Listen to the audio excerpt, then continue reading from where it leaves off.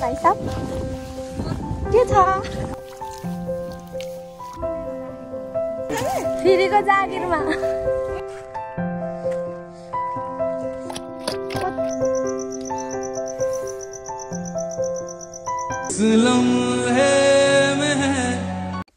Hello everyone नमस्ते welcome my YouTube channel तपाईहरुलाई धेरै धेरै स्वागत छ। म हो सन्जु राई तपाईहरुको सामु फेरि पनि नयाँ दिनको सुरुवातमा नयाँ ब्लग लिएर उपस्थित भइसके। आज अलिकति थमेलमा हेरेर पक्कै पनि तपाईहरुलाई के को ब्लग भन्ने कुरा त थाहा भयो होला, तर खासै त्यस्तो खास चाहिँ केही छैन। त्यही पनि आफ्नो दिनचर्या देखाउन गइरहेको छु हैन। यति बेला चाहिँ भएको छ 11 बजेको छ साथीहरु। अब फेरि पनि खोलामा गएर वस्तुहरु लिएर जानुपर्ने हुन्छ। हाम्रो खेतमा चाहिँ जसलाई हामीले खेत रोप्न दिएको थियौं उहाँहरुले अब धान रोप्ने बेला भयो नि त, चैतको धान रोप्ने बेला भयो अनि त्यहाँनिर अब बिउ पनि उखाल्ने बेला भएको रहेछ। अनि म चाहिँ वस्तुहरु याद गर्दै ओर्दै बिउ उखाल्नलाई सघाउन पर्यो। 1-2 घण्टा भए पनि हेल्प हुन्छ उहाँहरुलाई भनेर चाहिँ म बिउ उखाल्नुलाई पनि जाँदैछु। प्लस बाख्रा अनि भैँसी गोरु पनि लिएर जाँदैछु हैन। के कस्तो हुन्छ मेरो दिनचर्या आजको हेर्नु होला साथीहरु है त। सस्तो पाउडर सस्तो फेरिको पाउडर साथीहरु, फेरिको पाउडर राम यस्तो छ साथीहरु। के खान्छ यिनीहरुले, के भएर बगर धार्ने हो हैन नानी बाबु हैन हुनुहुन्छ त। हामी त तल्लो झरिसक्यौ लु जानु है फेरिको जागिरमा भोलि पल्ट जाने हुन्छ नि अलिअलि थोरै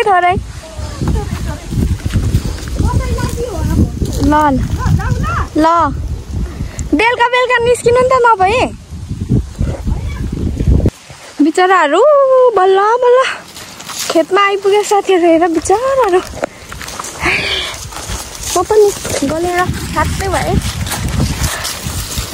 ल अब त्यहाँ तलको हरियोदेखि लिएर त्यहाँनिर बिउ काट्नुपर्ने छ। हिजोमा आराम गरेको ठाउँ यही हो। त्यहाँभन्दा धेरै अगाडि भिडियोमा थियो जुन आँप खाएको थियो नि, त्यो आँप खाएको जग्गा हो क्या यो चाहिँ।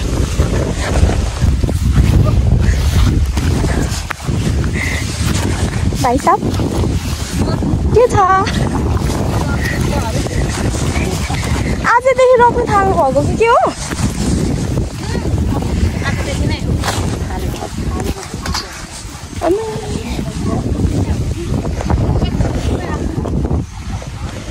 हजुर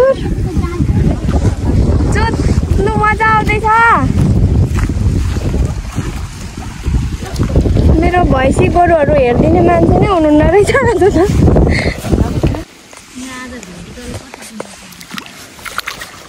आजको हाम्रो काम यही हो है दिदी भतिजी दिदी भन्न आउँछ।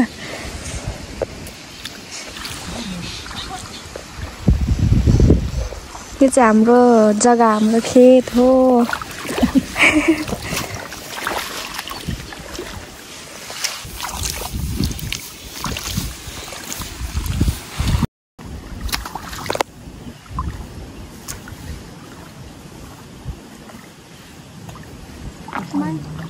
तपाईँहरूको मैला काकासँग त म त पहिला म कति 15-16 वर्षको थिएँ होला हौ।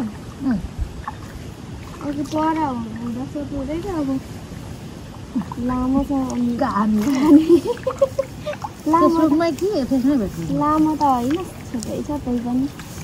ऊ हौ तपाईँ त चिन्नु हुँदैन, यताउतिकै भए त चिन्नुहुन्थ्यो। माथि चिउरीटाङमा के गाउँ त थाहा छ होला। चिउरीटाङ त थाहा छ नि। हो त चिउरीटाङको एकजना हाम्रो सासू मम्मीको सानीमाको नातिनी उता हाम्रो गाउँमै मेरो भाउजू भएर आउनु भएको छ नि त ठुलो मम्मीको छोरासँग। अनि उहाँ आउनुभएको थियो। अनि उहाँकैबाट निम्तो आएको थियो हामीलाई रेखा भाउजूको काका कि बडाउको छोरीको बिहेमा हौ। अनि त्यहाँ आएको थियो। अनि त्यही बिहेमा भेट भएर बोलचाल भएको त्यतिकै। अनि पछि फेसबुकमा बोल्दै सुरुमा चाहिँ त्यहाँदेखि बोलेको भन्नु नि। त्यतिखेर त फेरि यो ठुलो खालको फोन त्यति चल्ती थिएन होइन थियो सानो नम्बर मात्रै सानो तर थियो हाम्रो चाहिँ अनि जोडमै थियो सुरुमा त नम्बर माग्नु भएन अनि मेरो चाहिँ मोबाइल भइ पनि मैले चाहिँ मेरो मोबाइल छैन मम्मीको हो तपाईँको नम्बर दिनु भनेर भने म चाहिँ केटाहरू यस्तै त हो नि फोन गर्दिनँ भनेर सोचेको थियो है भरे त जोड्नु नै रहेछ क्या र 2-3 दिन पछाडि त फोन गरौँ पो लाग्यो आफ्नो मोबाइल भइ पनि छैन भनेर ढाँटेको मान्छे भरे फोन गऱ्यो त्यतिकै बोलचाल भइहाल्यो म त कति भर्खर यसरी दिएको थिएँ नि 16 वर्ष उयो थियो अनि बोल्नु 1-2 वर्ष अनि म विदेश गइहाल्नु भयो विदेश हुँदा नि बोली नै राख्थ्यो अनि जे गर्ने बेला भएपछि चाहिँ माइला काका भाग्यमानी नै हुँदैछ के भाग्यमानी भन्नु भाग्यमानी त तपाईँ सबै कुरोमा हुनुहुन्छ नि त एक्लै छोरी भए पनि सबै कुरो जानेको छु अनि बेला भयो है अब बिहे गर्नु बोल्दा बोल्दै अनि लु अब यताबाट पनि भन्नु थाल्नु काकाले दुईजनाकै सल्लाह भयो अनि त्यस पछाडि अब माग्ने नै कुरा भयो मैले नै भने अब माग्नु आउनु भनेपछि राम्रो पनि त त्यस्तो अनि मम्मी बुवाले पनि अब कस्तो ठाउँ के छ यता त्यता केही सोध्नु भएन तैँले यत्रो वर्ष बोलिस् तपाईँ पनि चिनेकै अब राम्रोसँग व्यवहार दिँदै मान्छे त्यहाँनिर बोल्नु होला अब राम्रो व्यवहार भयो भने अरू के चाहिएर अहिलेको जमानामा धन सम्पत्तिले मात्रै मान्छेले खुसी बनाउनु हुँदैन धन सम्पत्ति भविष्यमा मान्छे राम्रो भएपछि धन सम्पत्ति माथि त समयले साथ दियो भने कमाउला अब एक वचन पनि मैले नसोधिकन अब तिमीहरूकै खुसी चाहे तेरो खुसी चाहे माग्नु बोला हामी त्यस्तो नाइमस्ती गर्दैनौँ भन्नु नि त माग्नु बोला चाहिँ आउनु पनि भयो भनेको जस्तो नभए त आउँछु अहिलेको जमानामा माग्नु भनिदिन्थ्यो होला नि त उहाँले पनि बुझ्नुभयो मेरो मम्मी बुवाले पनि बुझ्नुभयो ठिकै भयो यहाँ यसरी काम गरिदिन्छ यता त्यही छोरी मान्छे हुन्छ कुन ठाउँबाट कुन ठाउँमा गएर राम्रै पनि हुन्छ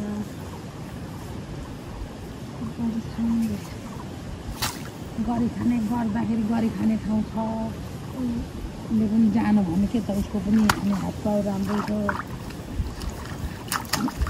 समयले सायद राम्रो दियो भने राम्रै हुन्छ नि त के सम्पत्ति भनेको त घाटाको मैलो त होइन दशा लाग्यो भने जति सम्पत्ति करोडपति लाखपति भए पनि एकैछिनमा सम्पत्ति कहाँ हुन्छ के खानु लाउनु बिहान बेलुका खाँचो नहोस् आवश्यकको कुराहरू खाँचो नपरोस् बिरामी नहुन् अनि बच्चालाई राम्रो पढाउनु काम भविष्यमा खेतीबारी पढाउनु बिहादान गर्नु बिहादान गरिसकेपछि चाहिँ बुढामाको पनि साथ आउँछ आफ्नो पाप कटिन्छ छोराछोरीको पाइसकेपछि बिहादान गर्नु पाउनु अरे अनि मात्रै हाम्रो पाप काट्छौँ अरे माथि मेरो बाख्रा कस्तो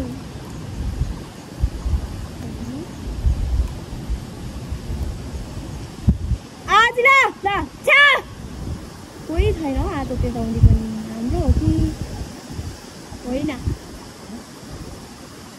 कसको बाख्रा छ त्यहाँ छिरी गएर हौ खान्छ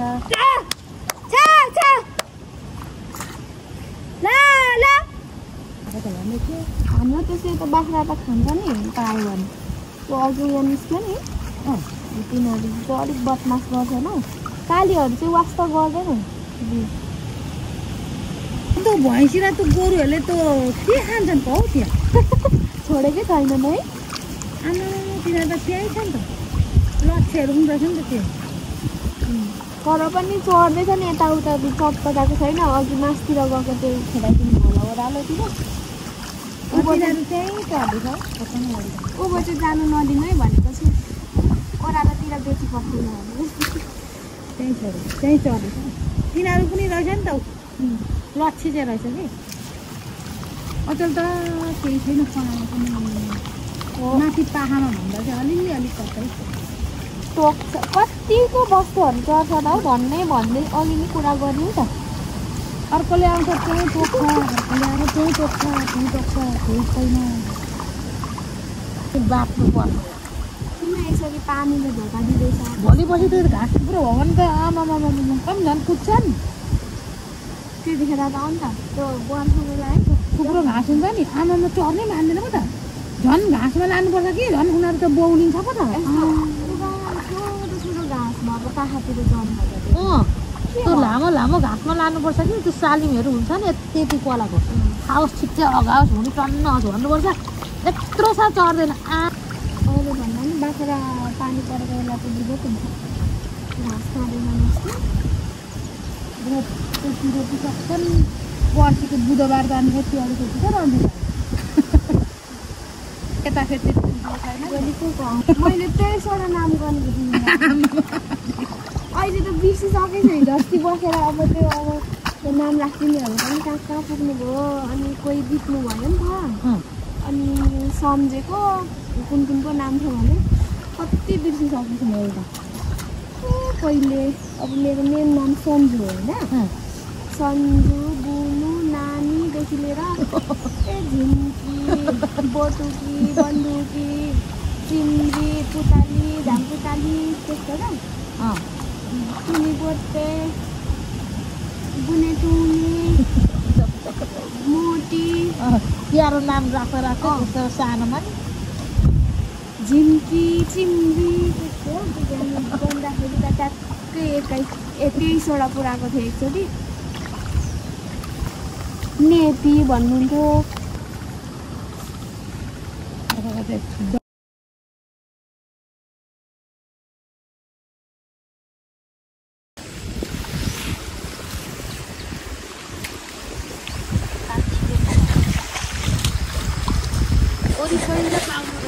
हो म पनि सुरुमा चाहिँ छोरी नै होस् भन्छु दिनभरि काम गर्ने साथीहरू मेरो भैँसी र गोरु मेरो वस्तुहरू चाहिँ यही बगरमा चढेको यताउँदिने अहिले चाहिँ माथि पुगेछ अब लिनु जाँदैछु रात पर्यो नि त बाटोमा हिँड्दै सक्दैन क्या अनि छिटै लैजाऊँ भनेको ल्याउँदा ओर्दा उस्तै हुने रहेछ टाइम हिजो पनि रात परेको थियो म चाहिँ मुगा खोलामा हिँड्दैछु है साथीहरू बिजोक छ अलि बिजोक छ मेरो त घाम डुब्न लाग्यो यहाँ माथि चाहिँ को माछा मार्दैछ पनि यहाँ 5 बजिसक्यो कहिले घर पुग्ने हो त थोरै माथि आइपुगेन छ त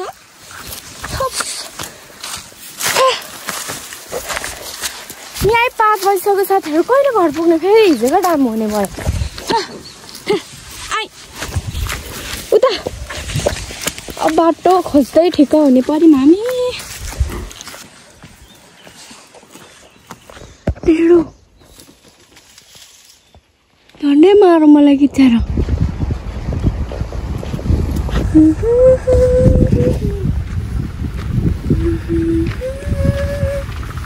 इधर तो कुछ भी नहीं है कब पानी पड़ेगा हेर न राम केही छैन केही अनि हुन्छ कसरी बाँच्ने ल साथीहरू म चाहिँ घर आइपुग्न लाग्यो होइन मैले चाहिँ वस्तुहरू तलै छोडेँ क्या हिँड्नै सकेन अब आउँछ होला रात साँझ कतिखेर अनि म चाहिँ किन छिटो घर आएको भने यहाँनिर हाम्रो एउटा बोका एउटा बाख्रा क्या खालि अरूको बगानमा गइहाल्छ अनि त्यो 2 दिन भइसक्यो घर नआएको अनि म लिन जानुपर्ने देख्न सक्नु यता बारीबाट छिर्छु पुरै सुक्खा छ साथीहरू सुक्खा दिस इज माई हाउस सुनार पनि सुकिसक्यो अब खाने बेला हुन लागेछ त्यहाँबाट चाहिँ टमाटर रहेको छ, यहाँ चाहिँ प्याज। यति पानी नभएर हो साथीहरू बिजोक छ हो। घर पुरै फोहोर भइरहेको छ, दिनभरि छोडेको त हो। अब बढाल कुडाल गरेर कुदिहाल्ने हो अब बाख्रा लिन। ल मोबाइल चार्ज गर्छु, फेरि भरे भेटौँ ल। खाना पाक्दैछ हो साथीहरू, देख्नुहुन्छ भने आज त टल्केको भाँडामा पाक्दैछ। सुँगुरलाई चारो हो साथीहरू, सुँगुरलाई चारो पनि दिने बेला भयो, तर हाम्रो सुँगुरले यस्तो राम्रो चारो पनि पुरै खाँदैन क्या, त्यही मलाई मन पर्दैन। ग्यास चाहिँ छोपेर राख्नुपर्छ। अनि यो तातो पानी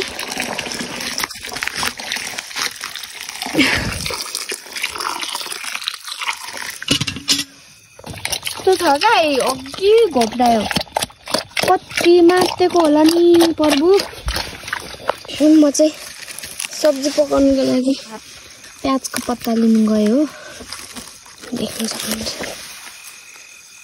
मलाई चाहिँ प्याज लसुनको पत्ता धेरै हालेर पकाएको सादा सब्जी एकदमै मिठो लाग्छ। त्यही भएर म चाहिँ राति राति भए पनि टिप्न आइराखेको छु।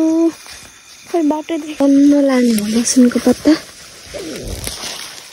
सुक्खा लागेर हो यस्तो सब्जी जोक।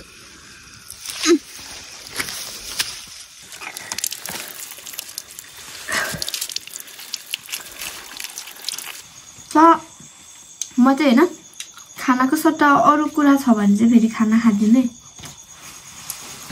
खानाको सट्टा अरू भए पनि हुन्छ मलाई। यो चाहिँ आँपको अचार हो।